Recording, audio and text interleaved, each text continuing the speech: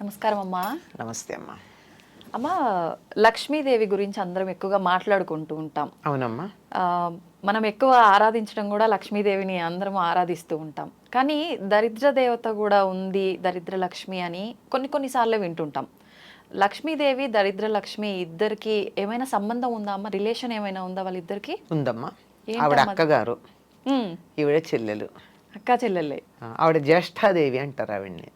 జ్యేష్ఠ అంటే పెద్దది, పెద్ద ఆవిడ లక్ష్మి, దరిద్ర దేవత. చిన్న ఆవిడ లక్ష్మీదేవి. అందుకే పూర్వకాల ఇళ్లలో ఎవరి మీద కోపం వస్తే దరిద్రం అని తిట్ట దష్ట అనేవారు. అంటే జ్యేష్ఠకు సంబంధించింది దష్ట.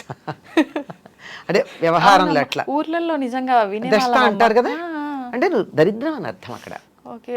జ్యేష్ఠాదేవి అని అంటే ముందు ఆవిడ పుట్టింది, తర్వాత లక్ష్మీదేవి పుట్టింది. ఎప్పుడైనా ఏదన్నా మనం చేసేటప్పుడు ఏమవుతుందమ్మా, పనికిరాంది ముందు వస్తుంది, పనికొచ్చే తర్వాత వస్తుంది. పాల సముద్రం తరచినప్పుడు ఏమొచ్చింది, ముందు హాలాహలం వచ్చింది, అందులోంచి చెడంతా వెళ్ళిపోయింది, తర్వాత అమృతం వచ్చింది.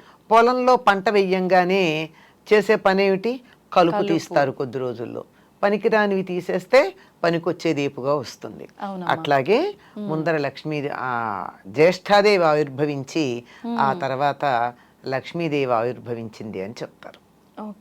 ఇది వాళ్ళకున్నటువంటి చుట్టరికం. అక్కా చెల్లెలు. ఈ అక్కా చెల్లెలు ఇద్దరు కలిసి ఉండరు. ఈవిడుంటే ఆవిడుండదు, ఆవిడుంటే ఈవిడుండదు, అంతే. ఇద్దరు ఒకటే. ఎలాగంటే నాణ్యానికి ఉన్న బొమ్మ బొరుసులాగా.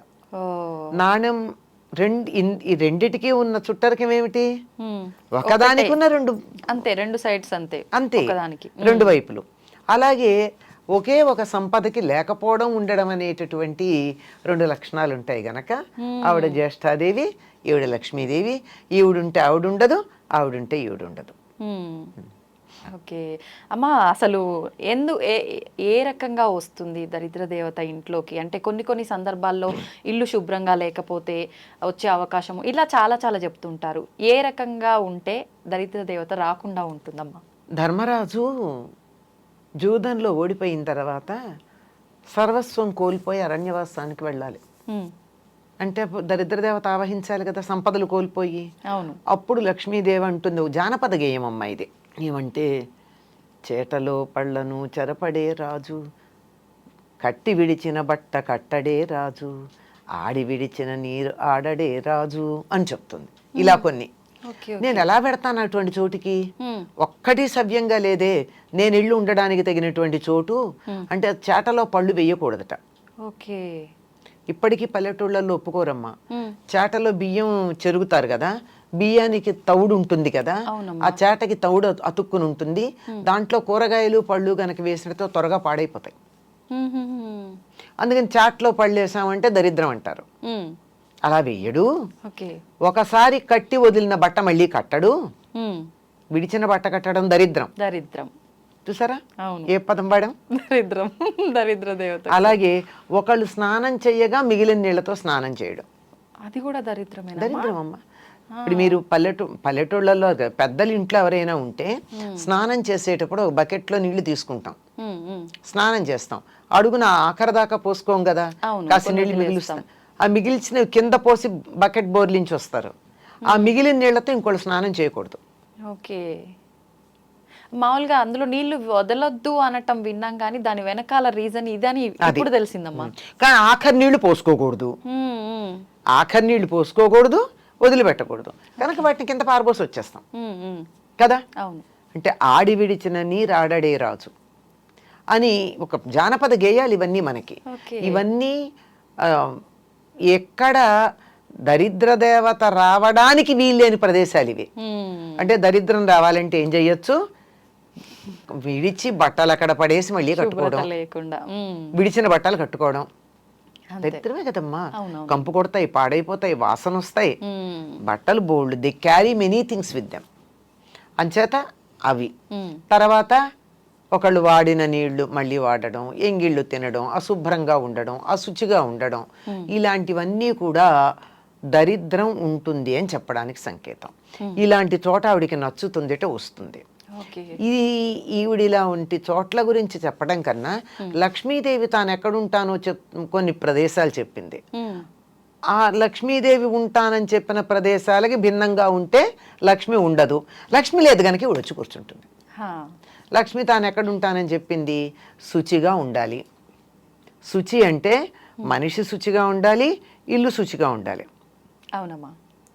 మనసు కూడా శుచిగా ఉండాలి. ఇది మెయిన్, అందరం ఇది వదిలేస్తాం. అదే కదా, మనసులో ఎంతసేపు నేను నీట్గా మంచి బట్టలు కట్టుకుని సెంట్లు అవి కొట్టుకుని ఇల్లంతా నీట్గా పెట్టుకుని కొత్త ఇప్పుడే మీరు ఏదో ఐకియానో ఏదో రకంచి ఫర్నిచర్ తెప్పించి నీట్గా అక్కడ పెట్టాం అంతే, బా అనిపిస్తుంది. కానీ ఇంట్లోకి వెడితే అంత నీట్గా ఉన్నా ఒక్క 2 నిమిషాలు కూర్చోవాలనిపించదు, ఎప్పుడు బయటపడదామా అనిపిస్తుంది. అంటే వాళ్ళ మనసులో ఉన్నటువంటి భావాలు అంత వ్యతిరేకమైనటువంటి లక్షణాన్ని కలిగి ఉన్నాయి, ప్రతికూల లక్షణాలు. కనుక అటువంటి చోటకి లక్ష్మీదేవి ఉండదు. శౌచం లక్ష్మి ఉండాలంటే కావాల్సింది. తర్వాత ఇంట్లో ఎప్పుడు తగాదాలు దెబ్బలాటలు ఉండకూడదు, గాలి వెలుగు ఉండాలి, వెంటిలేషన్ ఎక్కువగా. చీకటి పడ్డాక దీపం ఉండాలి, దీపంలో నేను ఉంటానని చెప్పింది, పూలలో తానుంటానంది, తర్వాత ఏనుగు ముఖంలో ఉంటానంది, చంద్రుడి వెన్నెల్లో ఉంటానంది. లక్ష్మీదేవి ఉంటానని చెప్పినటువంటి వస్తువులు ఇవి మన దగ్గర ఉన్నట్టయితే లక్ష్మి ఉంటుంది. ఈ మధ్య ఎవరో ఈ ఏనుగు ముఖంలో లక్ష్మీదేవి ఉంటుంది కనుక ఇంట్లో ఏనుగులు పెట్టుకోండి అని చెప్పి షాప్ పేరు కూడా చెప్పారు, ఎక్కడ దొరుకుతాయో. ఇది నిజంగా అట్లా పెట్టుకోవచ్చమ్మా? అవసరం లేదు, పెట్టుకోవచ్చు కానీ పెట్టుకోవాలని ఏం లేదు. ఏనుగు ముఖాలు పెట్టినంత మాత్రం లక్ష్మీదేవి ఇంట్లోకి ఏం వచ్చి కూర్చోదు. మనం దెబ్బలాడుకుంటూ ఉంటే ఆవిడ పారిపోతుంది. ఇంట్లో ఒకళ్ళనొకళ్ళు తిట్టుకుంటూ ఉన్నా, అప్పుడు కొంతమంది ఇళ్లలో ఫ్లయింగ్ సాసర్స్ ఉంటాయి భోజనాల దగ్గర, అలాంటివి ఉన్నా లక్ష్మీదేవి పొరపాటును కూడా దరిదాపుల్లోకి రాదు. వీలైనంత దూరంగా ఉండే ప్రయత్నం చేస్తుంది, వస్తున్నదన్నా పారిపోతుంది. అంటే దరిదాపుల్లో కదా, కొన్ని రోజుల పాటు రాదు. అంచేత మనకి సంపద కావాలి అంటే నవ్వుతూ ఉండాలి. అదే చెప్తారండి, ఇంటికి సంపద ఎవరంటే చిరునవ్వు ఉన్న మొహాలట. నవ్వుకుంటూ ఎప్పుడు నవ్వగలం మనం? మనసు బాగుంటే, అందరూ ఆహ్లాదంగా ఉంటే, ఒకళ్ళ పట్ల ఒకటి శత్రుభావం లేకుండా ఉంటే అక్కడ లక్ష్మీదేవి ఉంటుంది. అంటే ఇవి లేని చోట లక్ష్మి ఉండదు. ఇంట్లో శుచిగా లేకపోయినా, దెబ్బలాడుకుంటూ ఉన్నా, పోట్లాడుకుంటూ ఉన్నా, ఏడుస్తూ ఉన్నా, ఏడ్చే చోట కూడా లక్ష్మి ఉంటుంది. ఎందుకంటే కష్టాలు ఎవరికి ఉండవమ్మా, మనుషులకు కాకపోతే మాకులకు వస్తాయా? వస్తాయి. కష్టం వస్తుంది కానీ దానికి ఏడవకూడదు. బాధపడడం వేరు, దాని వేదన చెంది దిగులు పడ్డం వేరు. కొంతమంది మొహాలు చూడండి, ఏదో చిన్న బాధ వస్తుంది, మొహం అంతా దీనానాథుల్లాగా మొహాలు పెడతారు. వాళ్ళకి సంపద రమ్మంటే ఎట్లా వస్తుంది? ముందు ఆ మొహం మారిస్తే మీ మొహం కాస్త మార్చుకోండి, మీకు కష్టాలు తొలగుతాయని చెప్తారు చాలా మంది. మొహంలోనే కనపడతాయి. ఎప్పుడు చూసినా ఏడుపు కొట్టు మొహం వేసుకొని ఉంటావు ఇట్లా అంటుంటారు. ఏడుపు మొహం, ఈడుపు కాళ్ళు, ఈ రెండు జ్యేష్ఠాదేవిని ఆహ్వానిస్తాయని చెప్తారు పెద్దవాళ్ళు ఇంట్లో. ఈడుపు కాళ్ళు అంటే పని చేయమంటే అబ్బా అని నడవడం చకచక కాకుండా ఏమిటో అని కాళ్ళు ఈడ్చుకుంటూ నడుస్తారు. అంటే ఇష్టం లేక. అంటే సోమరితనం ఉన్న చోట లక్ష్మీదేవి ఉండదు, దరిద్ర దేవత ఉంటుంది. వీళ్ళిద్దరూ ఒకళ్ళు అంటే ఒకళ్ళు ఉండరు కదా. దీనికి చిన్న ఒక చమత్కారమైన విషయం చెప్తారు. మా ఇద్దరిలో ఎవరు అందగత్తెలు అని అడిగారట లక్ష్మీదేవిను జ్యేష్ఠాదేవి. ఎవరిని అందగత్తెలన్నా రెండో వాళ్ళకి కోపం వస్తుంది కదా. అవునమ్మా. మరి లక్ష్మి కావాలి, జ్యేష్ఠాదేవి అక్కర్లేదు. అందుకు ఆయన తెలివిగా అన్నాడట, ఇద్దరిని అక్కడ నిలబెట్టి మీరు ఇటు రండి, నువ్వు ఇటు వెళ్ళు అన్నట్ట. లక్ష్మీదేవిని ఇంట్లోకి రమ్మన్నాడు, జ్యేష్ఠాదేవిని వెళ్ళమన్నాడు. అబ్బా నువ్వు అలా బయటికి వెడుతుంటే ఎంత అందంగా ఉన్నావు అన్నట్ట జ్యేష్ఠాదేవిని. లక్ష్మీదేవిని నువ్వు ఇంట్లోకి వస్తుంటే ఎంత అందంగా ఉన్నావు అన్నట్ట. అయిపోయింది. ఎంత తెలివిగా చెప్పారు కదమ్మా. మనకు కావాల్సిందే అది. అదే కదా. అప్పుడు వెళ్తే ఈవిడ వస్తుంది, చీకటి పెడితే గాని వెలుగు రాదు. అంతే అంతే అంతే కదా. అంచేత వెలుగు లేకపోతే చీకటి వస్తుంది. అవును, చీకటి వస్తే వెలుగుపోయింది కాదు, వెలుగు లేకపోతే చీకటి వస్తుంది. అందువల్ల వెలుగుని ఆహ్వానించుకోవాలి, చీకటి దానంతట అదే పోతుంది. అంచేత సూపర్ అమ్మా నిజంగా. ఎవరమ్మా ఇది చెప్పింది? ఏదో ఒక పండితుడి గురించి ఒక కథ చెప్తారు. ఓకే. ఇది ఒక ప్రధానమైన పండితుడు అని కాదు, ఊరికే అసలు తెలివితేటలు ఎట్లా ఉంటాయి అని చెప్పడానికి ఒక పండితుడి పేరు పెట్టి చెప్పినటువంటి లోకంలో ఉన్నటువంటి కథ. చాలా అద్భుతంగా అసలు నిజంగా చెప్పేవారు. ఇలా ఉంటాయి.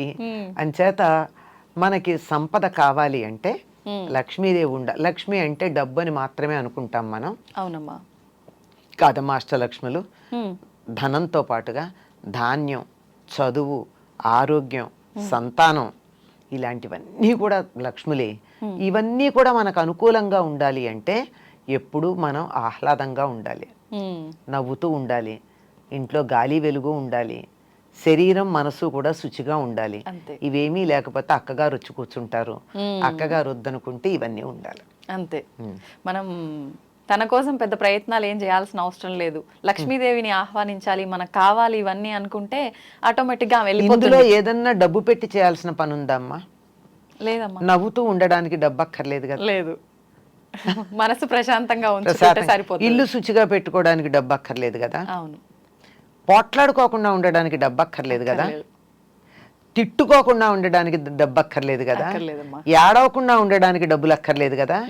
ఇవేమీ డబ్బులు అక్కర్లేకుండానే మనకి లక్ష్మి వచ్చేటటువంటి సాధనాలు. అంతే, మనం రూపాయి ఖర్చు చేయాల్సిన అవసరం లేదు. కానీ చాలా మంది ఇవన్నీ జరగాలంటే ఈ రెమెడీ చేయాలి, ఆ రెమెడీ చేయాలి, ఇలాంటివన్నీ చెప్తుంటారు కదమ్మా. అసలు ఇవన్నీ వర్కౌట్ అవుతాయా? అవ్వవనే అనిపిస్తుంది ఇప్పుడు మీరు చెప్పినవన్నీ వింటే. ఇవన్నీ ఈ లక్షణాలని తీసుకొచ్చే సాధనలకు మనకు వస్తాయి అంతే. ఓకే. ఇప్పుడు మీరు ఈ జపం చేస్తూ కూర్చోండి అంటే తిట్టకుండా ఉంటారు అంతసేపు, చాలదు. అంతే అంతే కదా. ఏదో దేవుడు పూజ అనంగానే జపం చెయ్యాలి అంటే శుచిగా ఉంచుకుంటారు కదా మిగిలిన సమయానికన్నా. ఇలా ఉపయోగపడతాయి. లక్ష్మీదేవి రావడానికి కావలసినటువంటి వాతావరణాన్ని కల్పించడానికి ఉపయోగపడతాయి.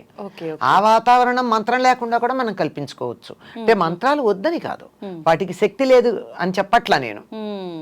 అవన్నీ చెయ్యలేకపోయినా ఇలా ఉంటే వస్తాయి. చేయగలిగితే చేసుకోవచ్చు, చేయలేకపోతే విచారం అవసరం లేదు. మళ్ళీ మంత్రం అంటే మనం చెప్పే విధానం అటు ఇటు అయినా కూడా మీరు అన్నట్టు అర్థాలు మారిపోతున్నాయి. దానికన్నా మనం ఇదంతా మీరు చెప్పినట్టు చేసుకోవడమే బెటర్. హాయిగా ఉండండి. అంతే అంతే. లలితా సహస్రనామంలో ఒక నామం ఉంది అమ్మవారి గురించి, సుఖారాధ్య అని ఉంది. సుఖంగా ఆరాధించబడేది. సుఖంగా ఆరాధించేదానికి ఎందుకు కష్టపడతామమ్మా? అమ్మవారి ఆరాధన సుఖంగా చేసుకోవచ్చుగా. అంతే, హాయిగా చేసుకోవచ్చుగా. కష్టపడి ఎందుకు చెయ్యాలి? సోమరితనం ఉండకూడదు కానీ, అవునవును, బద్ధకం ఉండకూడదు కానీ కష్టపడమని చెప్పరా. అందరూ ఆర్భాటాలు, హంగులు, హడావిడి, పూజలు ఇవన్నీ అనగానే అమ్మో అన్ని నియమాలు పాటించాలి, ఎన్నో కష్టాలు, ఇబ్బందులు. నియమాలు ఉన్నాయి లేకపోలా, కానీ అవి కూడా చాలా తేలికైన నియమాలు. మనం అనుకుంటే తేలికమ్మా. కాదమ్మా, శుచిగా ఉండమంటే అదేమంత కష్టం? ఉతికిన బట్టలు కట్టుకోమంటే కష్టమా? ఇల్లు శుభ్రంగా పెట్టుకోమంటే కష్టమా? సోమరిపోతులకు కష్టమే అమ్మా. సోమరిపోతులకు అందుకే సోమరితనం ఎలా ఉంటుంది? ఉండదు. అంచేత కొంచెం శుచిగా పెట్టుకోండి అంతే. ఇలా చిన్న చిన్నవి ఈ రెండే కాదు, ఇంకా కొన్ని ఉన్నాయి. అవి కూడా చాలా ఏమీ కష్టం లేనివమ్మా. ఏమీ ఆ మాత్రం కూడా కష్టపడకుండా మంత్రం చేయడం కష్టం కదా. అవును అవును, చాలా కష్టం. ఇంకేదో రెమెడీస్ అవి చేయండి చేయండి అని చెప్తే డబ్బులు ఖర్చు పెట్టి చేయడం కష్టం కదా. వాటికన్నా ఇది తేలిక కాదు. మరి పైగా శుభ్రంగా ఉంచుకుంటే మనకే ఇంకా హెల్త్ ఇష్యూస్ రాకుండా ఉంటాయి. ఇది ఒక ఫేవర్ కూడా ఉంది కదమ్మా. అది కూడా లక్ష్మే కదమ్మా, ఆరోగ్య లక్ష్మి. అంతే అంతే. అవునమ్మా, మీరు చెప్పినట్టు నిజంగా ఆరోగ్యము ఉండాలి, డబ్బు ఉండాలి, ప్రతి ఒక్కటి ఉండాలమ్మా. డబ్బు ఒక్కటే కాదు, అన్నీ ఉండాలమ్మా. డబ్బుతో వచ్చేది ఏం లేదు. ఆరోగ్యం ఉండాలి. మనకి కావాలంటే పిలిచే మనుషులు ఉండాలి. బోల్డు మంది పిల్లలు ఉన్నారు, కానీ కప్పుడు కాఫీ ఇచ్చేవాళ్ళు ఉన్నారా? గ్లాసులు మంచినీళ్ళు చేతికి అందించేవాళ్ళు ఉన్నారా? ఏదో దేశాల్లో ఉండి ఎక్కడో ఉండి బోల్డ్ సంపాదిస్తున్నారు, కోట్లు సంపాదిస్తున్నారు. ఆయా దేశాల్లో, ధనవంతమైన దేశాల్లో పెలాషియల్ బిల్డింగ్స్ ఉన్నాయి. కానీ ఇక్కడ అమ్మకో నాన్నకో జ్వరం వస్తే చూసుకోవడానికి పక్కింటి వాళ్ళ మీదో పని మనిషి మీదో ఆధారపడాలి. అవును, అది సంతాన లక్ష్మి కాదు, అది మ్మ్. సంతాన సౌభాగ్యం కాదు. సంతానం మాత్రమే ఉంది, సౌభాగ్యం లేదు. ఓకే, తెలుసుకోవాలమ్మా ఇలాంటి విషయాలన్నీ ఇంకా ఇంకా మీ ద్వారా మేము. థ్యాంక్ యూ అమ్మా, థ్యాంక్ యూ. వస్తే